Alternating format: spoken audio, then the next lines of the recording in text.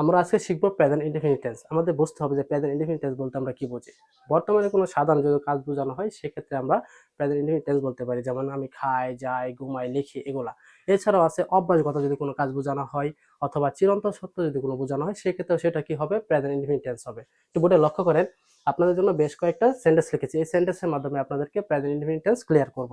তবে আমাদের এই সেন্টেন্স মেক করার আগে আমাদের সুন্দর একটা স্ট্রাকচার আছে, সেই স্ট্রাকচার আমাদের জানতে হবে। একটু লক্ষ্য করেন, দেখেন প্রেজেন্ট ইনডেফিনিট টেন্সের স্ট্রাকচারটা দেখেন একটু। Subject plus B one plus object. আমরা এই স্ট্রাকচার দিয়ে সেন্টেন্সগুলো মেক করব। অবশ্যই আপনারা ক্লাসটা প্রথম থেকে শেষ পর্যন্ত দেখবেন শিখতে হলে। দেখেন প্রথম কি দিতে হবে, সাবজেক্ট, তারপর দিতে হবে ভার্ব, তারপর দিতে অবজেক্ট। কি ভার্বের প্রেজেন্ট ফর্ম হবে অলওয়েজ প্রেজেন্ট ইনডেফিনিট টেন্সের ক্ষেত্রে। যেমন আমি ক্রিকেট খেলি, এটা কি বর্তমানে কোনো সাধারণ কাজ বোঝানো হয়। যেমন আমি ক্রিকেট খেলি, আমি ঘুমাই, আমি খাই, আমি যাই, আমি লিখি। যদি কোনো সাধারণ কাজ বোঝানো হয় সেক্ষেত্রে সেটা কি হবে, প্রেজেন্ট ইনডেফিনিট টেন্স হবে। এখন একটা জিনিস লক্ষ্য করেন, প্রথমত আমাদের কি বসাইতে হবে, সাবজেক্ট বসাইতে হবে। দেখেন আমি ক্রিকেট খেলি, কে বা কারা দ্বারা যদি প্রশ্ন করেন যে উত্তর পাবেন সেটাই কি হবে, সাবজেক্ট। যেমন এখানে কে খেলে, আমি খেলি, তাহলে আমি একটা সাবজেক্ট, আমি ইংলিশটা কি, আই। তাহলে আয়ের পরে আমরা কি দিব, ভার্ব ওয়ান ইউজ করব।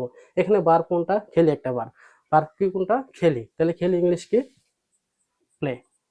যেমন আই প্লে, এখানে যদি কি দ্বারা প্রশ্ন করেন সে কি খেলে বা আমি কি খেলি, ক্রিকেট খেলি, তাহলে ক্রিকেট একটা কি, অবজেক্ট।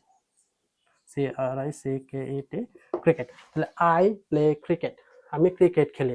সাধারণ কোনো কাজ বোঝানো হয়েছে সেটা কি হবে, প্রেজেন্ট ইনডেফিনিট টেন্স হবে। আশা করি কিভাবে সেন্টেন্স মেক করবেন বুঝতে পারছেন।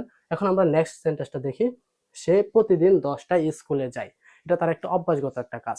সে প্রতিদিন বিকালে ফুটবল খেলে, তার একটা অভ্যাসগত কাজ। যদি অভ্যাসগত কাজ বোঝানো হয় সেটা কি হবে, প্রেজেন্ট ইনডেফিনিট টেন্স হবে। আশা করি বুঝতে পারতেছেন। দেখেন একটু, সে প্রতিদিন 10টায় স্কুলে যায়। এখন একটা জিনিস লক্ষ্য রাখবেন, প্রেজেন্ট ইনডেফিনিট টেন্সের ক্ষেত্রে সাবজেক্ট যদি থার্ড পারসন সিঙ্গুলার হয় মূল ভার্বের সাথে এস বাই যুক্ত করতে হবে। সাবজেক্ট যদি থার্ড পারসন সিঙ্গুলার হয়, যেমন সি, হি, ইট, যে কোনো নাম যে সিঙ্গুলার বোঝানো হয়, করিম, রহিম, সেক্ষেত্রে আমরা এস বাই যুক্ত করবো। একটু দেখেন এখানে, দেখেন সে প্রতিদিন 10টায় স্কুলে যায়, কে যায়, সে যায়, সে একটা কি, সাবজেক্ট। তাহলে সে ইংলিশ কি, হি। তাহলে হি একটা থার্ড পারসন সিঙ্গুলার, তার সাথে আমাদের মূল ভার্ব যদি দেয় তাহলে অবশ্যই এস বাই যুক্ত করতে হবে। এখানে ভার্ব কোনটা, যাই, করি, যাই, খাই, এগুলা কি, ভার্ব। আচ্ছা, যাওয়া, যাওয়া ইংলিশ কি, গো। তাহলে গোর সাথে আমাদের এস যুক্ত করতে হবে, ইয়ার যুক্ত করতে হবে। যেমন হি গোস, তারপরে এখানে অবজেক্ট কি, school. He goes to school, he goes to school, he goes to school. সে প্রতিদিন 10টায় স্কুলে যায়। তাহলে এভরিডে, এভরিডে 10 AM। আশা করি আপনারা বুঝতে পারছেন যে কিভাবে আমরা অভ্যাসগত কাজ যদি বোঝানো হয় কিভাবে আমরা সেন্টেন্সগুলো মেক করব। আশা করি বুঝতে পারছেন। এখন আমরা পরের সেন্টেন্সটা দেখি। পৃথিবী সূর্যের চারদিকে ঘুরে, এটা একটা চিরন্তন সত্য, চাইলে আমরা চেঞ্জ করতে পারবো না। অলওয়েজ এটা কি হবে, প্রেজেন্ট ইনডেফিনিট টেন্স হবে। আশা করি বুঝতে পারছেন। এখন এটা যদি সেন্টেন্স মেক করি বুঝতে পারবেন। দেখেন লক্ষ্য করেন, পৃথিবী সূর্যের চারদিকে ঘুরে, কে ঘুরে, পৃথিবী ঘুরে, তাহলে পৃথিবী একটা কি, সাবজেক্ট। তাহলে পৃথিবীর ইংলিশ হবে দ্য আর্থ, দ্য আর্থ। পৃথিবী কিন্তু থার্ড পারসন সিঙ্গুলার। এখানে ভার্ব কোনটা, ঘুরে, ঘোরা ইংলিশ কি বা নড়াচড়া ইংলিশ হলো কি, মুভ। আচ্ছা, মেন ভার্ব কি, মুভ। তাহলে এর সাথে আমরা কি যুক্ত করব, এস যুক্ত করবো, কারণ কি এটা হলো থার্ড পারসন সিঙ্গুলার। আশা করি বুঝতে পারছেন। দ্য আর্থ মুভস, তারপর কি, চারদিকে, around the sun,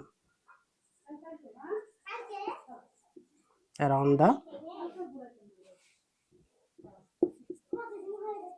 around the sun. তাহলে কি, পৃথিবী সূর্যের চারদিকে ঘুরে, the earth moves around the sun. আশা করি বুঝতে পারছেন। আচ্ছা, এখন আমরা দেখব কি, সে ক্রিকেট খেলে না। একটা প্রেজেন্ট ইনডেফিনিট টেন্সকে কিভাবে আমরা নেগেটিভ করতে পারি। নেগেটিভ করার ক্ষেত্রে আমাদের দুইটা অক্সিলারি ভার্ব আছে প্রেজেন্ট ইনডেফিনিট টেন্সের ক্ষেত্রে, সেটা আমাদের জানতে হবে। একটা হলো ডু, একটা কি, ডাস। দেখেন একটু লক্ষ্য করেন, ডু অথবা ডাস। আমাদের নেগেটিভ করার ক্ষেত্রে এই দুইটা অক্সিলারি ভার্ব প্রয়োজন হবে যখন আমরা প্রেজেন্ট ইনডেফিনিট টেন্সে নেগেটিভ করব। দেখেন এখন আমরা ডু কখন ইউজ করব, ডাস কখন ইউজ করব। যদি সাবজেক্ট থার্ড পারসন সিঙ্গুলার হয় সেক্ষেত্রে আমরা কি, ডাজ ইউজ করবো, আর বাকি সব ক্ষেত্রে ডু ইউজ করবো। যেমন I do, we do, they do, যেমন করিম এন্ড রহিম ডো, এগুলো ক্ষেত্রে আমরা ডো ইউজ করবো, মানে প্লুরাল যদি বোঝানো হয়। আর সিঙ্গুলার যদি বোঝানো হয় সেক্ষেত্রে আমরা ডাজ ইউজ করবো। আশা করি বুঝতে পারছেন। একটু লক্ষ্য করেন কিভাবে আমরা নেগেটিভ করতে পারি প্রেজেন্ট ইনডেফিনিট টেন্সে। যেমন সে ক্রিকেট খেলে না, সে ক্রিকেট খেলে না। আচ্ছা, এটা কি একটা প্রেজেন্ট টেন্সে, প্রেজেন্ট ইনডেফিনিট টেন্সের নেগেটিভ বাক্য। এখন এটা আমরা কিভাবে নেগেটিভ করবো, দেখেন কে খেলে না, সে, সে ইংলিশ কি, হি। আচ্ছা, হি এর সাথে আমাদের অলওয়েজ ডাজ ইউজ করতে হবে, ডাজ নেগেটিভ করলে আমাদের নট দিতে হবে। তাহলে হি ডাজ নট প্লে, মূল ভার্ব দিতে হবে। হি ডাজ নট প্লে, সে খেলে না। কি খেলে না? ক্রিকেট খেলে না। অবজেক্ট দিবেন। আশা করি প্রেজেন্ট ইনডিফিনিট টেন্স কিভাবে নেগেটিভ করতে হয় বুঝতে পারছেন। দেখেন, he does not play cricket, does নটের সংক্ষিপ্ত ফর্ম যদি আমরা বলি তাহলে ডাজেন্ট হবে। তাহলে হি ডাজেন্ট প্লে ক্রিকেট, সে ক্রিকেট খেলে না, সে ফুটবল খেলে না, হি ডাজেন্ট প্লে ফুটবল। এভাবে আমরা সেন্টেন্সগুলো নেগেটিভ করতে পারি। এখন আমরা পরের সেন্টেন্সটা দেখি, আরো ক্লিয়ার হবেন। আমরা দেখি না, আমরা দেখি না, এটা একটা কি বর্তমানে নেগেটিভ একটা বাক্য। এটা আমরা কিভাবে নেগেটিভ করব? আমরা খেলি না, কে খেলে না? আমরা। তাহলে আমরা ইংলিশ উই একটা কি সাবজেক্ট, তারপর আমাদের অক্সিলারি ভার্ব বসাইতে হবে। আচ্ছা, আমরা কি শিখছিলাম? ডোর ক্ষেত্রে কি হবে? উই হবে। তাহলে উই এর সাথে আমরা কি ইউজ করব? ডো। ডো নেগেটিভ ফর্ম কি হবে? ডোন্ট। তাহলে উই ডোন্ট, দেখা ইংলিশ কি সি। যদি অবজেক্ট থাকে দিবেন, না থাকলে দেওয়ার কোনো প্রয়োজন নাই, প্রয়োজন অনুসারে দিবেন। তাহলে উই ডোন্ট সি, আমরা দেখি না।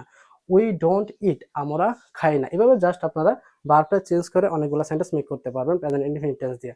আশা করি পজিটিভ টু বুঝতে পারছেন, নেগেটিভ কিভাবে করা লাগে প্রেজেন্ট ইনডিফিনিট টেন্স সেটাও বুঝতে পারছেন।